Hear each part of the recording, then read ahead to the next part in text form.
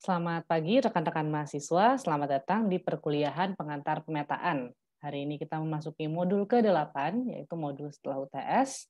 Dan sebenarnya modul ke-8 ini merupakan kelanjutan dari modul 7 yang sudah pernah kita pelajari sebelum UTS. Jadi modul ini disebut sebagai transversing. Jadi transversing sendiri merupakan ya definisi gampangnya itu kayak jalan-jalan gitu ya. Jadi kenapa jalan-jalan? Karena sebenarnya apa yang kita lakukan di lapangan, pengukuran-pengukuran yang kita lakukan di lapangan itu ya sebenarnya kita seperti jalan-jalan. Kita mulai dari satu titik, lalu kita ke titik selanjutnya, dari titik tersebut ke titik selanjutnya lagi, dan seterusnya. Kadang-kadang kita melakukan perjalanan itu yang satu arah. Satu arah dalam arti, jadi titik koordinat awal itu berbeda dengan koordinat akhirnya. Itu kita bisa sebut sebagai poligon terbuka. Jadi contohnya kalau misalnya Anda melakukan pengukuran katakan dari Unpar gitu ya, ke pertigaan yang dekat Unpar, kalau nggak salah namanya pertigaan Gandok ya. Pokoknya dari situ ke Gandok, nah itu adalah poligon terbuka.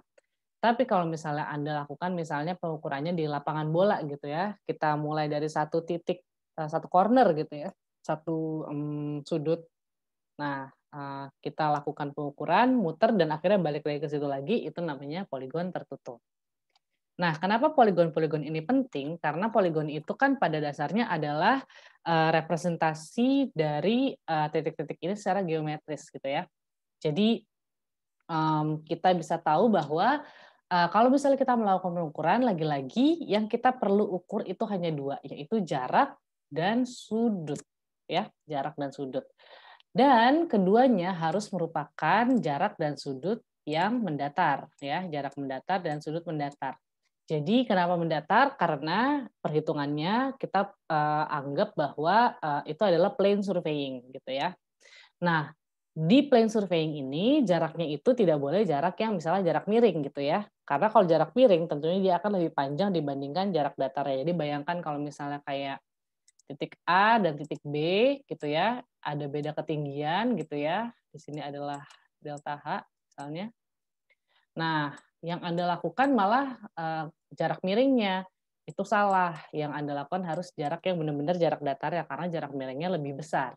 Sudut pun seperti itu, sudut pun kalau misalnya Anda punya alat, alatnya itu benar-benar harus mendatar. Nivonya kalau Anda ingat harus di tengah-tengah gitu ya. Jadi, bubble-nya itu harus benar-benar di tengah kalau Anda pakai tripod. Nah, kalau misalnya alatnya aja miring, artinya sudut yang Anda lakukan kan miring juga gitu. Nah, jadi jarak dan sudut mendatar. Selanjutnya, poligon itu ada 2 seperti tadi sudah saya katakan, ada yang terbuka ya, jadi awal dan akhirnya berbeda, ada yang tertutup gitu ya. Jadi, awal sama akhirnya itu sama, tapi kadang-kadang not necessarily titik awal sama dengan titik akhir. Kadang-kadang, itu titik yang kedua gitu ya, atau titik yang ketiga, tapi dia akan nge-loop gitu. Tentunya kalau poligon tertutup itu kontrolnya baik, terutama kalau kita mulai dari koordinat yang sudah kita ketahui dan kembali ke koordinat yang sudah kita ketahui tersebut. Bagaimana dengan yang terbuka? Apakah yang terbuka punya, kontrol yang baik? Bisa, sangat bisa, tapi kita harus mengetahui sudut jurusan di awal dan sudut jurusan di akhir. Serta kita harus punya kontrol koordinat, jadi ada kontrol sudut di sini ya, dan ada kontrol koordinat. Kontrol koordinat itu ada koordinat awal dan koordinat akhir. Dan ini yang akan kita lebih banyak bahas di modul ke-8 ini. Jadi kalau misalnya kita punya titik ya, nah gitu, kita harus tahu koordinat awal, koordinat akhir, lalu sudut jurusan awal ya, dan sudut jurusan akhir. Sudut jurusan akhir itu bisa begini atau bisa begini gitu ya, sama aja. Oke, jadi, contoh poligon itu seperti ini. Nah, ini menarik nih kita bisa lihat ya, kok kayaknya semuanya ini ada yang segitiganya 2 nih ya, yang tertutup aja dulu. Ada yang segitiga 2, artinya ada 2 titik yang kita ketahui X dan Y-nya. Kenapa? Karena saat kita mengetahui X dan Y dari 2 titik, kita akan setidaknya mengetahui satu azimut, ya. Anda coba buka-buka lagi ke belakang bagaimana caranya, ya, bagaimana cara menghitung azimut dari koordinat 2 titik.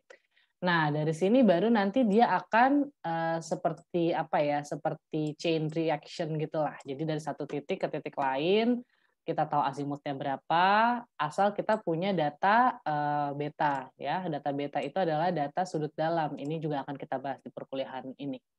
Jadi biasanya pada saat awal proyek itu kita akan dokumentasikan 2 benchmark yang saling berdekatan paling tidak agar kita bisa menghitung jaraknya ya. Jadi kita bisa bandingin jarak yang kita ukur pakai alat dengan jarak yang kita hitung.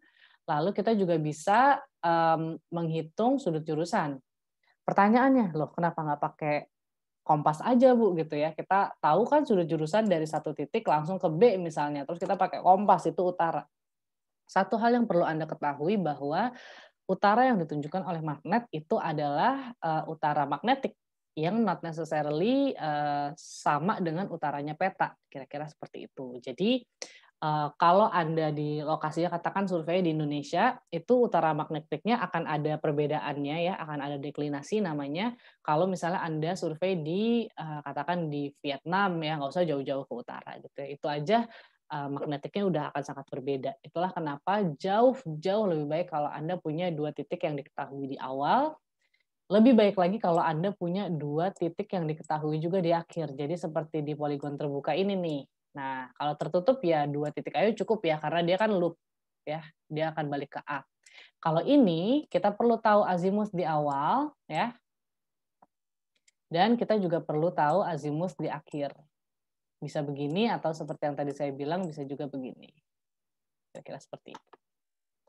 Nah, sekarang pertanyaannya, kita kan sudah tahu ya azimutnya di sini. Bagaimana caranya kita menghitung azimut-azimut setelahnya, gitu ya? Karena ujung-ujungnya kita akan menghitung A itu dari apa sih? Kan dari D sinus alfa ya. Kalau itu udah ada ya, alfanya sudah ada, D-nya sudah ada, kita sudah bisa tahu, oh bahkan koordinat A sudah diketahui.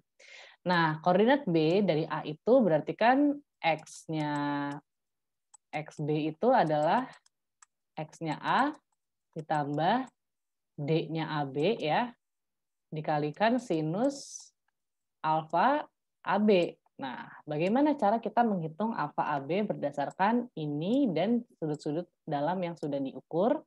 Kita akan jawab di segmen selanjutnya.